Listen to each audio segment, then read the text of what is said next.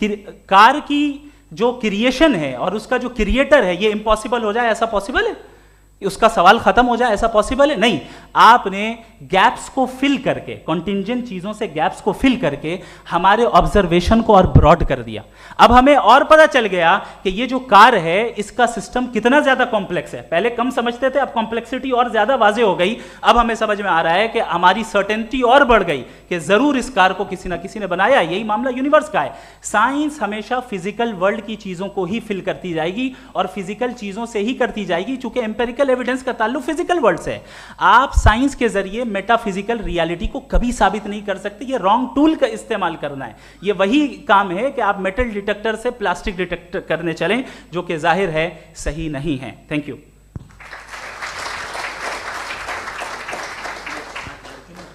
जी, ये आर्ग्यूमेंट का राउंड 2 है। हाँ। 7 मिनट है।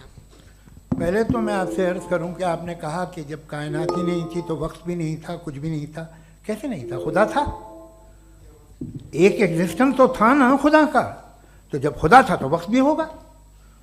ऐसा नहीं कि कुछ भी नहीं था, खुदा था। अच्छा, बाकी ये कि आपने कहा साहब आप साबित कीजिए, आपके पास भी लॉजिक है, मेरे पास भी लॉजिक है। आप मेरा जिम्मेदारी नहीं है साबित करना कि खुदा है। बर्टन रसल ने बड़ी अच्छी बात कही। बर्टन रसल ने बड़ी अच्छी बात कही। मैं आपसे अगर ये दावा करूं कि एक चाय की केतली मरीख के चारों तरफ घूम रही है, मार्स के चारों तरफ, तो ये आपका काम नहीं है कि आप साबित करें कि कोई चाय की केतली नहीं है। ये मेरा काम है, मैंने दावा किया है। ये दावा तो मजहबी लोग करते हैं कि खुदा है। मैं क्यों साबित करूं कि नहीं है? जब तक आप मुझे कन्विंस नहीं कर देंगे मैं नहीं मानूंगा। आपकी जिम्मेदारी है, मेरी जिम्मेदारी नहीं है। दोयम ये कि ये जो आप कह रहे हैं, जो गैप्स हैं, ये गैप जब जब किसी मजहब को चैलेंज करते हैं, जब ऐसा कोई बात आती है तो हंगामा हो जाता है कि जब वो चैलेंज करें किसी फेथ को।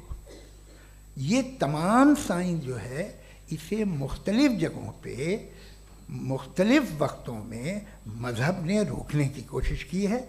ये किताब है religion and science, Burton Russell की, पढ़िएगा, अच्छी लगेगी आपको। तारीख ही है साइंस, मजहब की साइंस से उसका यही रिश्ता है। अच्छा, अब ये हम सोचें कि बहरहाल ये वजूद जो है मजहब और ये बिलीव इन गॉड इंसान को बेहतर बना देता है।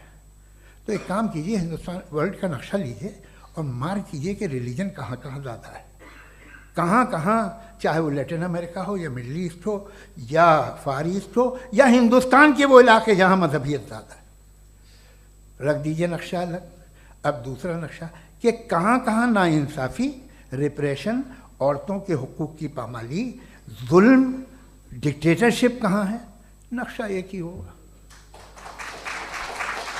तो आप मुझे बताएं कि जो इसका तरकीब इस्तेमाल क्या है, खुदा का तरकीब इस्तेमाल तो बताइए। आप छोटी सी दवा सड़क पे बेचते हैं, उसकी भी तरकीब इस्तेमाल बताते हैं। इसके इस्तेमाल से तो फ़ायदा ही नहीं हुआ किसी को। जो सारे के सारे ख़राब मुल्क हैं, ख़राब समाज है, वो सारे जुल्म खुदा के नाम पे करते हैं। वो गलत करते हैं, सही करते हैं, मुझे क्या लेना देना उससे। इस्तेमाल से मालूम होता ना। एक विस्की की बोतल कभी शायद देखी हो आपने, लाल रंग की होती है, उस पर रोशनी और छपड़ा इंतहाई खूबसूरत लगती है, क्या बिगाड़ रही है किसी का? उसका इस्तेमाल गलत है, इसलिए आप उसे नापसंद करते हैं। इसका इस्तेमाल गलत है, इस तसव्वुर का इस्तेमाल ही गलत है और हमेशा से गलत हुआ है। आप देख लीजिए, इंसानी तारीख देख लीजिए, आज देख लीजिए, हिंदुस्तान देखिए, दुनिया देख लीजिए, क्या हो रहा है। इसे कैसे इस्तेमाल कर रहे हैं फेथ वाले लोग? क्या फेयर हैं, जस्ट हैं, जो अपने खुदाओं पे यकीन रखते हैं? वो किस तरह के लोग हैं? वो लोगों को इंसाफ देते हैं, वो बेहतर इंसान बने। तो इस दवा का फ़ायदा क्या है? चलो बहुत फ़ायदा हो रहा तो मैं इस्तेमाल कर लूँगा। मुझे तो इस दवा का कोई फ़ायदा दिखता ही नहीं। मुझे तो ऐसा लगता, मैं एक और बात बताऊं, अगर कोई आदमी मजहबी है और अच्छा आदमी है तो मैं उसकी बहुत इज्जत करता हूँ, इसलिए कि मेरा ख्याल है मजहबी आदमी का अच्छा होना मुझसे अच्छा होने से ज़्यादा मुश्किल है। भाई हर चीज़ की एक लिमिट है। आप इतना भाग सकते हैं, इतना नहीं भाग सकते, इतना वजन उठा सकते, इतना नहीं उठा सकते, इतना दूर देख सकते हैं, इतना दूर नहीं देख सकते। उसी तरह कॉमन सेंस कहता है कि आप में नेकी का भी एक कोटा होगा। अब आप अगर सुबह जाते हैं अपनी इबादत गाह और इबादत करते हैं तो बाहर निकलते हैं तो आप तो यही महसूस करते हैं कि आपने एक बहुत अच्छा काम किया, आपकी नेकी का एक बहुत बड़ा कोटा खर्च हो गया जिससे किसी का कोई फ़ायदा नहीं हो। मैं तो नहीं जाता हूँ तो मुझे तो किसी को खाना खिलाना पड़ेगा, किसी बेवा की मदद करनी पड़ेगी, मैं अपना कोटा कैसे कंज्यूम करूँ? आप अपना कोटा सारे मजहबी लोग इंतहाई यूजलेस कामों में यूज़ करते हैं, उसके बाद भी अगर आप में बच्ची है थोड़ी सी शराफत तो भाई वाह क्या बात।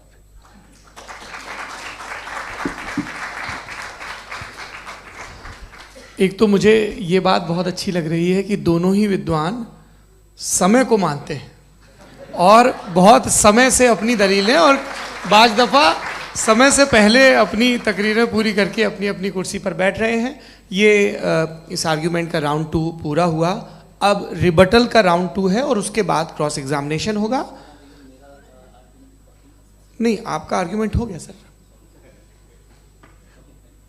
हमारे यहाँ स्कूल के सिलेबस में पंच परमेश्वर कहानी पढ़ाई जाती है प्रेमचंद जी की लिखी हुई। आप निश्चिंत रहिए, आपके कोई राउंड में मिस नहीं होने दूंगा। रिबटल का राउंड 2 मुफ्ती शमाइल नदवी साहब।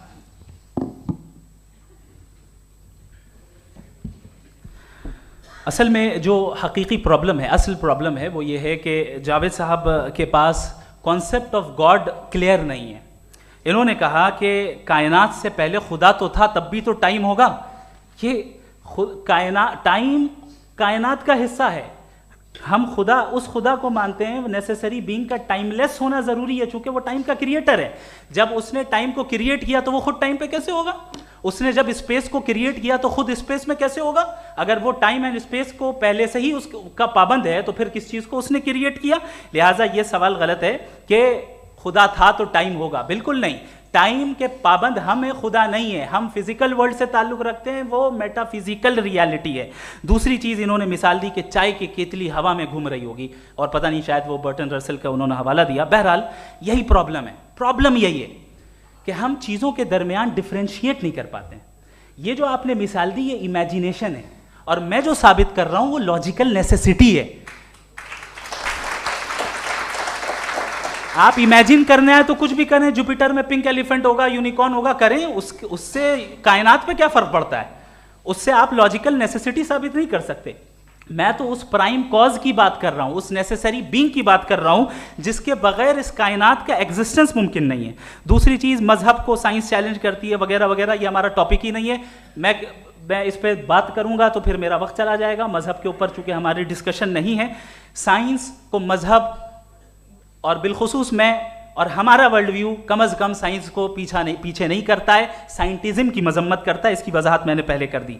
दूसरी चीज़ इन्होंने कहा वर्ल्ड का नक्शा लीजिए, वर्ल्ड मैप लीजिए, 2 अलग अलग जगह की। हजरत मैंने ये होमवर्क किया था और मैंने मिडिल ईस्ट का एक नक्शा लिया और यूरोप का एक नक्शा लिया, ये मजहबी इलाका और ये लिबरल और एथीस्ट इलाका। मुझे पता चला कि सबसे ज़्यादा रेप केसेस जो हैं वहाँ पर हैं।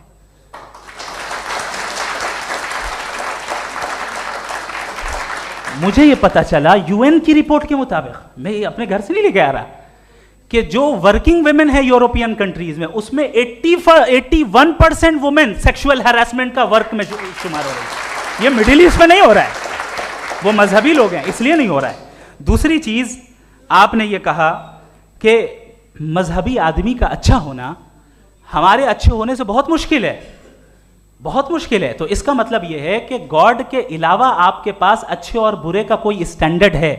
मैं चाहूंगा कि कन्वर्सेशनल स्टाइल वाली डिस्कशन और सेगमेंट पे इसी पे बात कर लेते हैं। Thank you very much.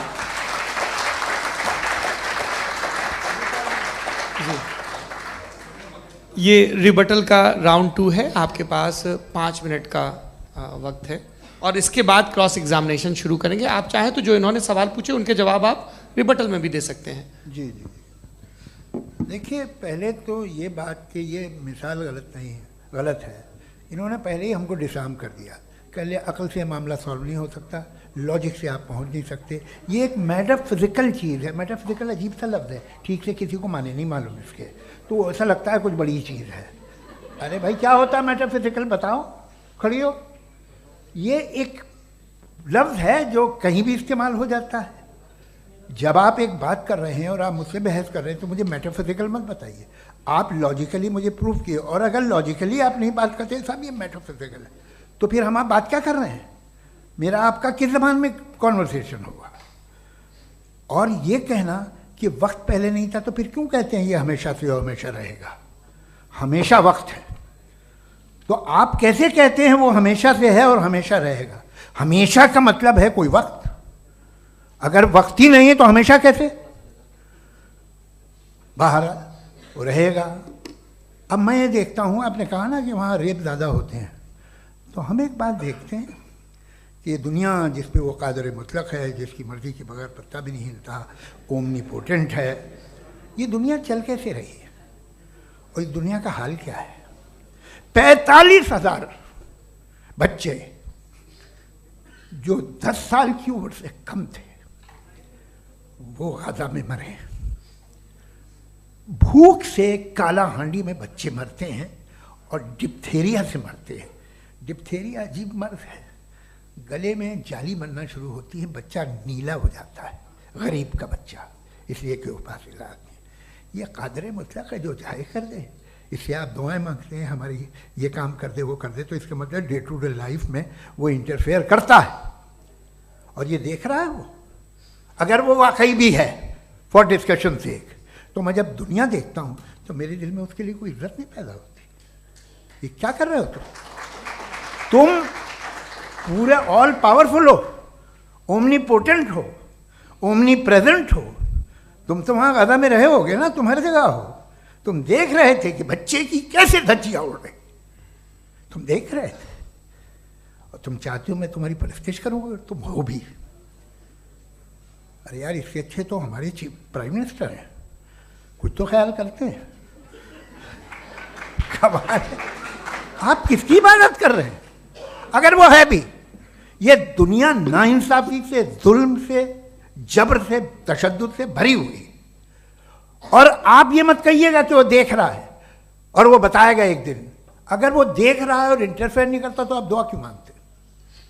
आप कहते हैं मेरा ये काम करा दे, इसके मतलब है वो दखल दे सकता है, वो आपको नौकरी दिलवा सकता है, भले दूसरे आदमी को न मिले, मगर आपका काम कर देगा चूंकि आपने दुआ मांगी है। तो जब वो आपको नौकरी दिला सकता है, लड़की की शादी कर सकता है, बेटे को ग्रीन कार्ड दिलवा सकता है, तो कम से कम ये जो मर रहे हैं बच्चे, इनको रोक दे, कुछ तो करे।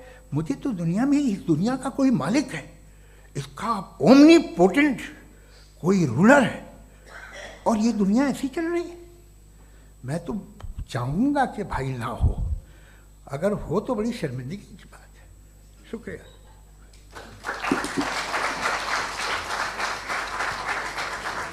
देवियों और सज्जनों, इस बहस के 2 राउंड और 2 रिबटल पूरे हो चुके हैं।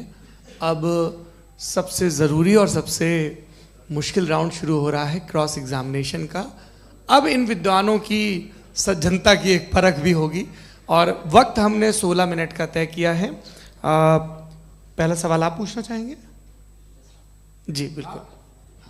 पहले बोले भी आप आप माइक ले लीजिएगा हाथ में, ये नीचे से होना चाहिए। जी मैं बोलता हूँ, ये डायस हटा सकते हैं क्या हम थोड़ा क्विकली? डायस पीछे कर दीजिए बस थोड़ा सा, है, ताकि ये जो दाएं बाएं लोग बैठे हैं, इसे हटा ही दीजिए। अब हम वहाँ तो जाने वाले नहीं, आराम से आराम से दोनों तरफ से हटा दीजिए।